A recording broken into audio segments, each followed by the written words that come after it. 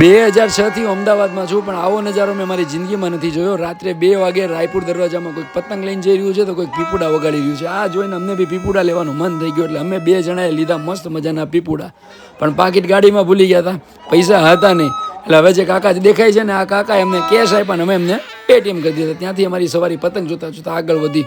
ભાઈ 4000ના પતંગ 5, રાધી જેવડા, તોય રાધી નાની લાગતી હતી. ત્યાં અમને રીવાના ફેન મળી ગયા કે રીવાની સિક્સર જોરદાર હોય છે. મેં કીધું રીવા જ જોરદાર છે. ત્યાંથી જોતા જોતા અમે આગળ વધ્યા હતા, અમને બીજા ફેન મળી ગયા. એમને ત્યાં પણ પતંગની એટલી બધી વેરાયટી હતી, એ પણ અમને જોઈને ખુશ થઈ ગયા. એમને મળીને એમનો પ્રેમ જોઈને અમને પણ બહુ જ આનંદ થયો.